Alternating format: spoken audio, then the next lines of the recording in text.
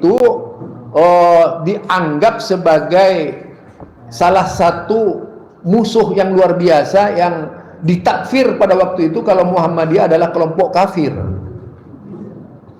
Itu di zaman Kiai Haji Ahmad Dahlan sudah pengkafiran dilakukan oleh mereka itu.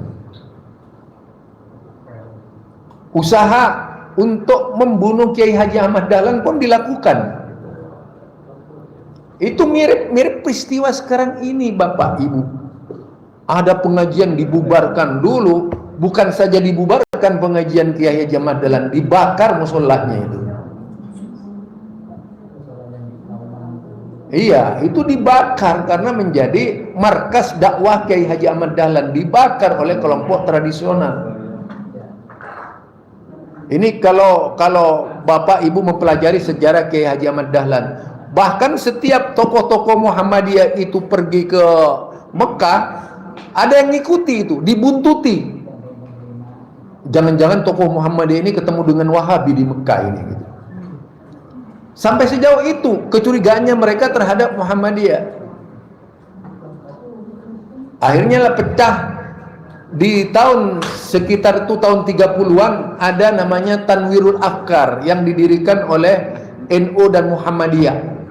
Tanwirul Afkar ini yaitu menjadi salah satu majelis debat, yaitu pertemuan Muhammadiyah dan NU. Tapi ini tak berlangsung lama karena tidak ada yang bisa dipadukan antara pemikiran NU dan Muhammadiyah ketika itu. Itu sejarah. Jadi harus dibaca sejarah.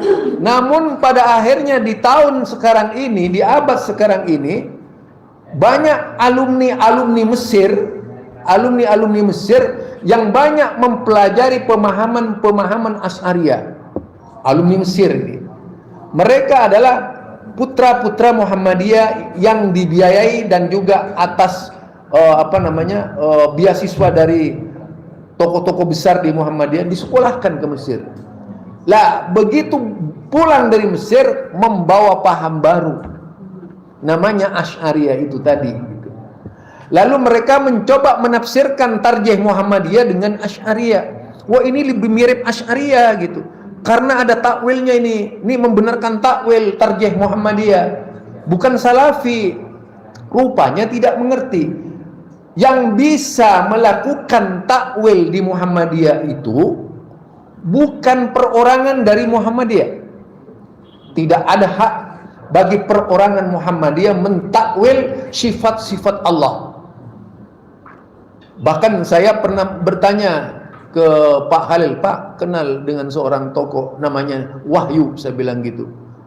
Karena dia juga termasuk orang yang terpengaruh oleh pemahaman Asy'ariyah tadi itu.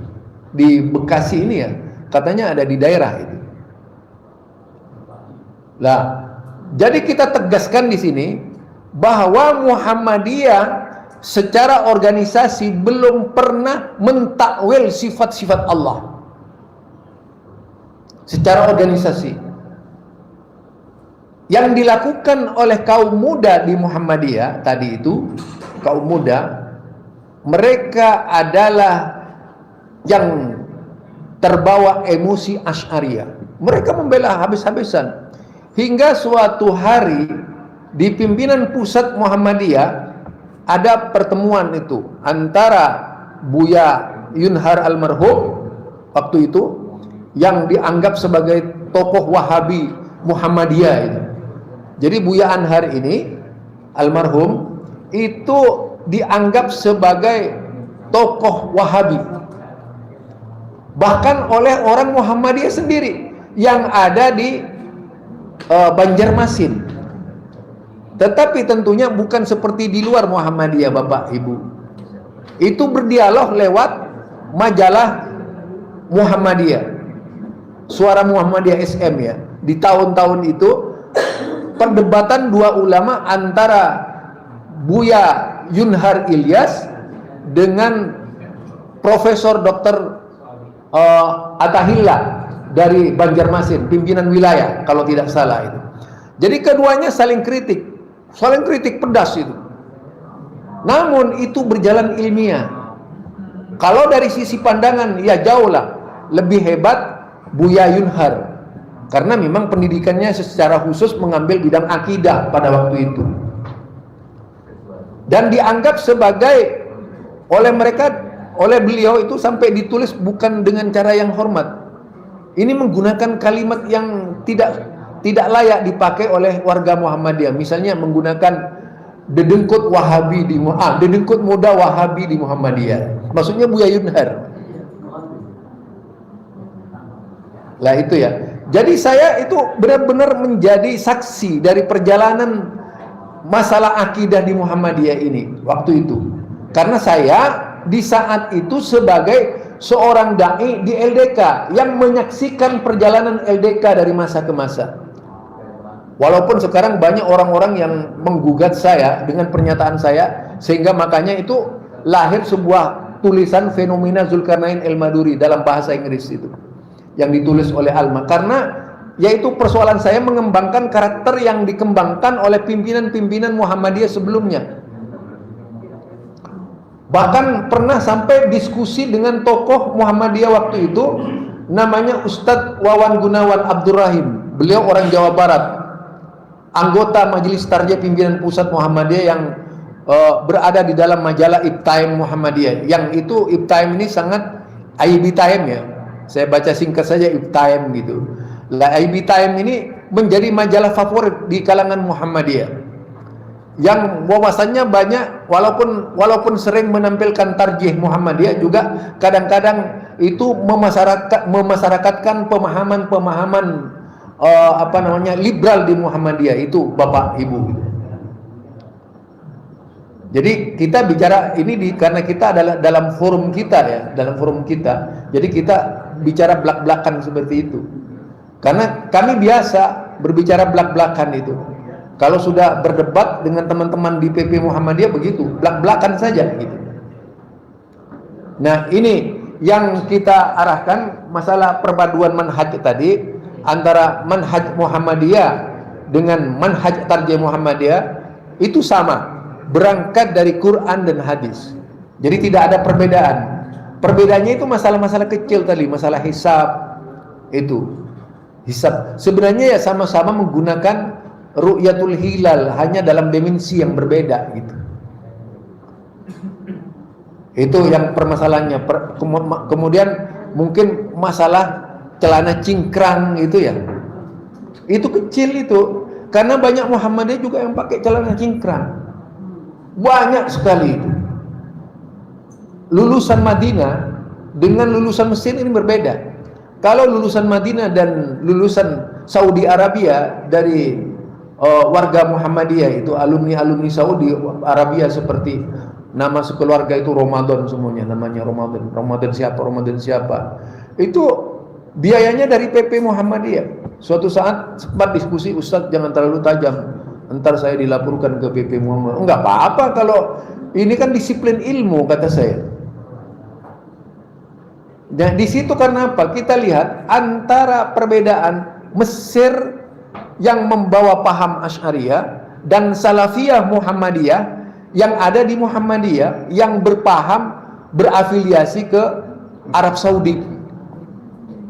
Jadi ada dua norma, antara yaitu tadi Muhammadiyah Asy'ariyah yang berkembang dari Mesir, kemudian Muhammadiyah Salafiyah yang berkembang dari Mekah dan Madinah. Itu sebenarnya kalau mereka bertemu itu akan lebih baik, tapi mereka saling serang menyerang, Bapak Ibu, itu sama orang-orang Muhammadiyah tapi saling serang menyerang di Facebook itu. Iya, di Kano juga, di YouTube itu. Nah, cuman karena mereka ini YouTube-nya itu banyak kalah saing ke saya, mereka tidak ada yang berani melawan saya. Kalau sudah melawan saya pasti saya serang gitu. Karena yang punya kesaksian lengkap itu saya, yang masih belum mati, Bapak Ibu gitu. Doakan saya agar tidak mati ya saya.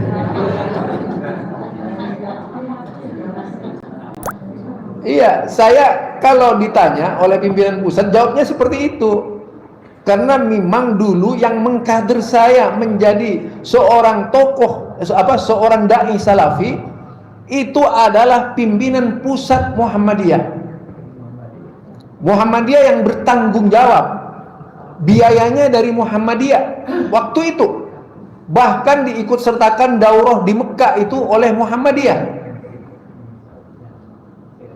Yang menggelarkan biayanya Muhammadiyah, sekaligus melaksanakan ibadah haji waktu itu.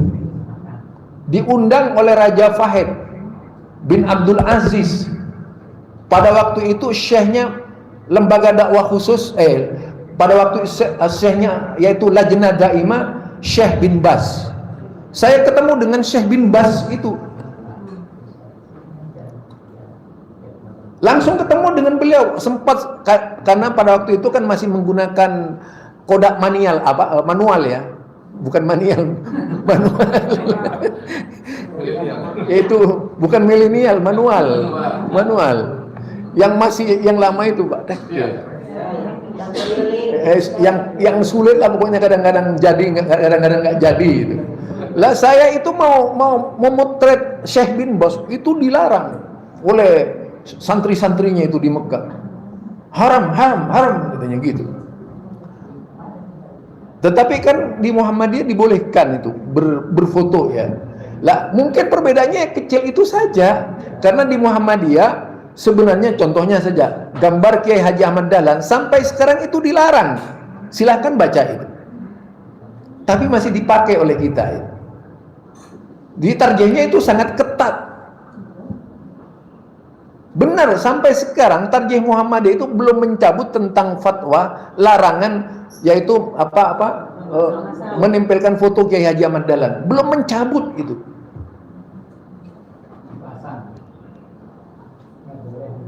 Nah, jadi di situ ya, bukan saya kemudian ini buka Pak, enggak gitu ya. Jadi itu artinya saya menyampaikan apa adanya yang ada di Muhammadiyah. Di mana letak perbedaannya antara Muhammadiyah dan Salafi, kan ternyata kecil banget itu, tidak ada itu. Lah ketika ada yang berusaha membongkar inilah perbedaan Salafi dan Muhammadiyah, ternyata dimulai dari akidah tadi. Lah ketika dilacak, mereka yang membicarakan akidah Muhammadiyah itu bukanlah orang yang banyak memahami Muhammadiyah sebagai kader Muhammadiyah mutlak. Misalnya, ya teman-teman yang dari Lamongan, ketika saya diundang di Lamongan itu, para dai-dai di Lamongan banyak yang sudah terpengaruh oleh Asy'ariyah itu. Asy'ariyah. Jadi mereka ini bau-membau, Pak. Bukannya sesama Muhammadiyah kemudian mau akur, dia nyerang kita malah itu. Sesama Muhammadiyah nyerang. Apalagi kalau kemudian ada Muhammadiyah yang kebetulan istrinya bukan orang Muhammadiyah. Dipanas-panasi oleh istrinya. Emas kan sudah jadi istri saya sekarang. Sudah jadi suami saya gitu. Lah, harusnya ya Emas membelalah keyakinan saya. Banyak yang seperti itu yang ditundukkan oleh istri. Kalau saya nggak dikasih belanja, Bu. Itu ya. Jadi di situ kalau lihat dari perspektif Muhammadiyah bagaimana tentang dakwah salafi ini, karena memang berangkat dari awal sudah berangkat dari manhaj salaf, sama-sama bermanhaj salaf. Yang satu adalah salafnya tanpa organisasi, yang satunya pakai organisasi. Kalau masalah cingkrang, misalnya sekarang masalah isbal ya, masalah